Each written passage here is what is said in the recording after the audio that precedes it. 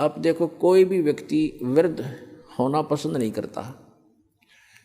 अब एक लगभग 75 वर्ष की वृद्धा, और उसको मैंने कहा बुढ़िया चली तेरा सुन ली बात अर्जी तेरी, ने बोली तने बुढ़िया दिखूँ मैं, और जाड़ ने दांत उसके। मैं कहा भाई बुढ़िया कद दिखेगी, फिर मेरे समझ में नहीं आई। मैं तुझसे ज़्यादा नहीं बोला, पर अपने मन में मैंने सोचा देख, वो हमें तो ज्ञान हो गया कि इस मन का स्वभाव है, क्योंकि ऐसे स्थान से आया है, ये बूढ़ा होना पसंद नहीं करता।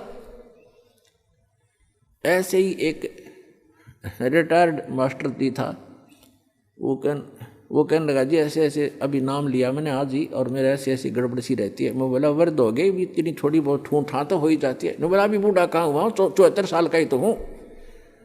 अच्छा भाई बूढ़ा ही कह दोगा फिर। तो ये स्थिति हमारे मन की है, और ये बिल्कुल ठीक है, क्योंकि और फिर मृत्यु क्यों होती है? जब हम कितने सुखी हैं यहाँ पर, सारा जीवन एक संपत्ति संतान को जोड़ने में, उनकी सुरक्षा में, उनके पालन पोषण में लगा देते हैं, और फिर ना संतान का भरोसा ना अपने आप का, एक सेकंड में के बिजली गिर जाए इस गंदे लोक में। तो ये इसका समाधान बताया भगवान। अभी तक विकल्प नहीं था हमारे पास। हम ज़्यादा से ज़्यादा स्वर्ग माना करते थे, स्वर्ग चले जाएंगे। स्वर्ग का नहीं पता था, स्वर्ग में गए हुए प्राणी भी वापस आते हैं। श्रीमद् भगवत गीता अध्याय नंबर 8 के श्लोक नंबर 16 में कहा कि अर्जुन, जो मेरी भक्ति करता है ब्रह्म तक की, जैसे गीता अध्याय नंबर 8 के श्लोक नंबर 13 में ये गीता ज्ञानदाता कहता है, मेरा एक ओम अक्षर है मुझ ब्रह्म का, ओम इति एकाक्षरम ब्रह्म विवहारण माम अनुसमरण ये प्रयाति तजन देहम से याति परमाम गतिम। मुझ ब्रह्म का केवल एक ओम मंत्र है, नथिंग एल्स। इसके अतिरिक्त कोई मंत्र नहीं। ये और अटपट करते हैं, ओम नमः शिवाय, ओम भगवते वासुदेव नमः, एवं नमः, ये बकवाद है सारी। ये मंत्र नहीं मोक्ष मार्ग, ये तो भांग है, समझ लो, गेहूं के बीज के स्थान पर।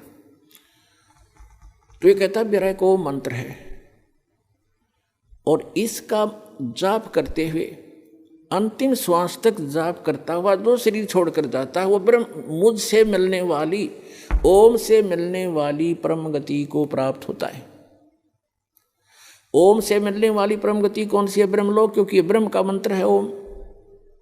गीता अध्याय नंबर 8 के श्लोक नंबर 16 में कहा है कि ब्रह्मलोक पर्यंत, ब्रह्मलोक में गए हुए प्राणी भी वापस पुनरावृत्ति में है, उनका फिर जन्म मृत्यु होता है।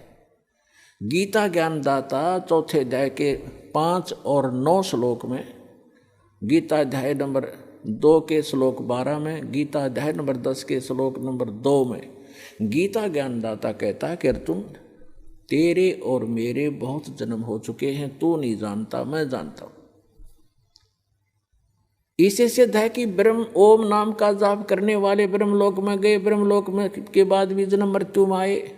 और गीता ज्ञानदाता स्वयं कहता है मेरे और तेरे बहुत जन्म मृत्यु हो चुकी है, तू नहीं जानता, मैं जानता। इसलिए गीता ज्ञानदाता 18वें अध्याय के 62वें श्लोक में कहता है कि अर्जुन, तू सर्वभाव से उस परमेश्वर की शरण में जा जिसकी कृपा से तू परम शांति को और सनातन परम धाम को प्राप्त होगा। सनातन परम धाम शाश्वतम स्थानम, शाश्वत माने सदा रहने वाला, जिसका कभी क्षय ना हो, कभी नाश ना हो, वो स्थान, वो सत्यलोक है। उसको संत भाषा में सत्यलोक कहते हैं। सत्य का नाश नहीं होता, अविनाशी होता सत्य, वो सत्यलोक है। किसकी शरण में चला जा?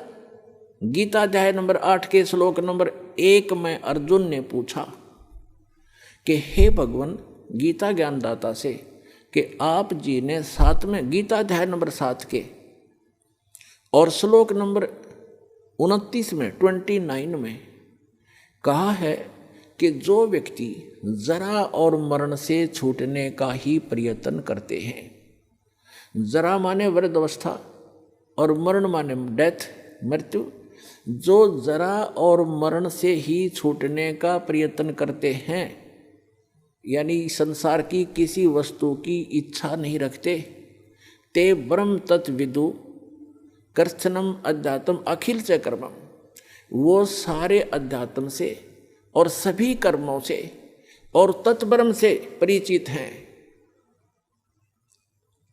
अब गीता अध्याय नंबर 4 के श्लोक नंबर 32 और 34 में 2 कंसेप्ट क्लियर किए हैं। एक तो ये किया है कि सच्चिदानंद घन ब्रह्म स्वयं आकर के वो परम अक्षर ब्रह्म अपने मुख कमल से तत्व ज्ञान बताता है, उसके अंदर उस परमात्मा के पाने की यथार्थ विधि होती है, उसको तत्व ज्ञान कहा है। चौथे अध्याय के 34वें श्लोक में कहा कि अर्जुन तू उस तत्व ज्ञान को जो complete God given complete spiritual knowledge है, पूर्ण परमात्मा परम अक्षर ब्रह्म के द्वारा दिया गया जो सच्चा ज्ञान है, वो तत्व ज्ञान है, उसको तू तत्वदर्शी संतों के पास जाकर समझ, उनको दंडवत प्रणाम करने से, कपट छोड़कर सरलता पूर्वक प्रसन्न करने से वो तत्वदर्शी संत तुझे उस तत्व ज्ञान का बोध कराएंगे, उपदेश करेंगे। अब 7वें अध्याय के 29वें श्लोक में गीता ज्ञानदाता कहता है कि माम आश्रित जरा मरण मोक्षाय माम आश्रित यतन्ति ते, मेरे इस मार्गदर्शन का आश्रय करके कि तत्वदर्शी संतों की खोज कर लो, और वो तत्वदर्शी संत बताओगे उस तत्व ज्ञान को, जिन्होंने ये आश्रय कर लिया, मेरे संकेत समझ गए, वो केवल जरा और मरण से ही छूटने का प्रयत्न करते हैं, क्योंकि वो उस तत्व ब्रह्म से और यहाँ के सारे अध्यात्म ज्ञान से और सभी कर्मों से परिचित हैं। जैसे दास आज के सत्संग में आपको वही क्लियर कर रहा है कि ऐसे कर्म करते रहे, ऐसे कर्म करने से ये लाभ होगा, ये हानि होगी, ये भक्ति करने से ये इतना लाभ होगा, जो पूर्व के संस्कार आपके प्राप्त हैं उनसे आपको ये लाभ हो रहा है, सतभक्ति ना करने से फिर वो एक ही दम आप प्राप्तियाँ आ जाती हैं। और बहुत से प्रमाण भी आपको दिए, मंत्री थे, प्रधानमंत्री थे, मुख्यमंत्री थे, वो पूर्व जन्म के पुण्यों से बने हुए थे, आगे चार्जर था नहीं, आगे सतभक्ति थी नहीं, एक ही दम सब नाश हो गए, जैसे डिस्चार्ज हो जाती है बैटरी इन्वर्टर की, और एक ही समय एक ही दम सब सुविधाएं समाप्त हो जाती हैं। तो इस संपूर्ण अध्यात्म ज्ञान से सभी कर्मों से जो परिचित हो जाते हैं वो तत्ब्रह्म से परिचित है, और इन कर्मों से अध्यात्म ज्ञान से वो ही जरा और मरण से छूटने का प्रयत्न करते हैं। जरा माने वृद्धावस्था का कहर। पुणात्मा, अब आप देखते हो कोई बूढ़ा चल रहा लाठी के सहारे, कभी बैठ जाता, कभी चल पड़ता रहा। आप जब युवा हो स्पीड से निकल जाते हो उसको यूँ देखते हुए, आपके कभी सपने में न आती या दुर्गति थारी भी होगी, आपकी भी होगी। तो जब तक आपको ये ज्ञान नहीं होगा तब तक ये मन की बकवाद समाप्त नहीं होंगी।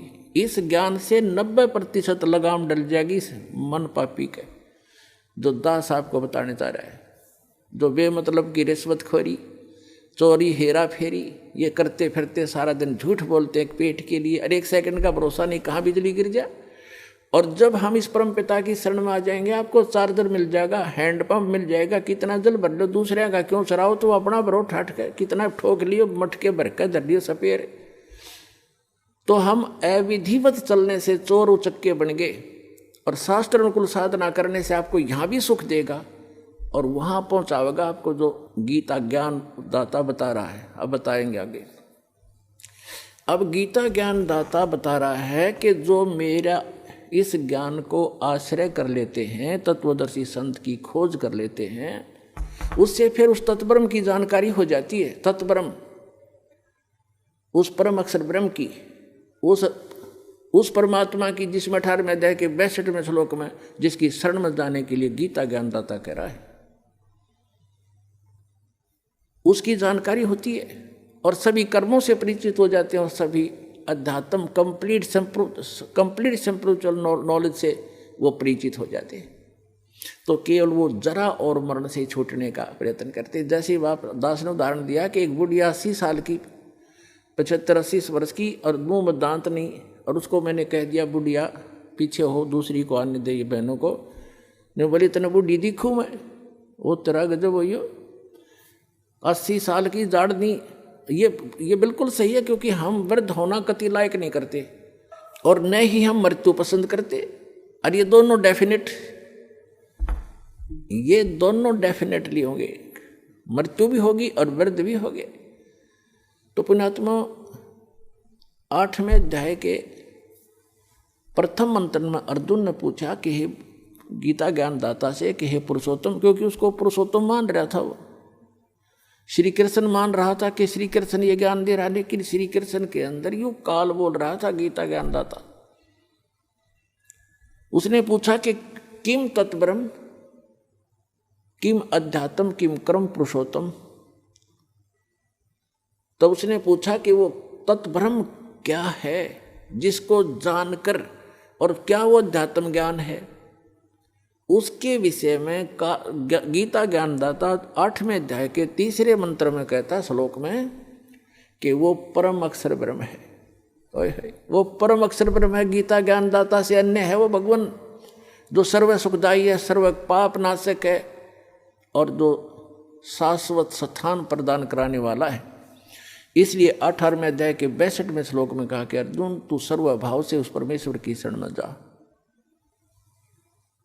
उसकी कृपा से ही तू परम शांति को और सनातन परम धाम को प्राप्त होगा। अब गीता ज्ञानदाता ने तो 8वें अध्याय के 13वें श्लोक में अपनी साधना बता दी कि मेरा एक मुझ ब्रह्म का केवल एक ओम अक्षर है। ओम इति एकाक्षरम ब्रह्म व्यवहारण माम अनुसमरण ये प्रियाति तजन देहम स याति परमाम गतिम। अब उसने स्पष्ट कर दिया कि मेरा तो एक ओम मंत्र है मुझ ब्रह्म का, और ओम से क्या मिलता है ब्रह्मलोक। 8वें अध्याय के 16वें श्लोक में बता दिया कि ब्रह्मलोक पर्यंत, ब्रह्मलोक में गए हुए प्राणी भी पुनर्जन्म के अंदर हैं। वो शाश्वत स्थान नहीं हुआ जहाँ जाने के बाद वापस नहीं आना पड़ता।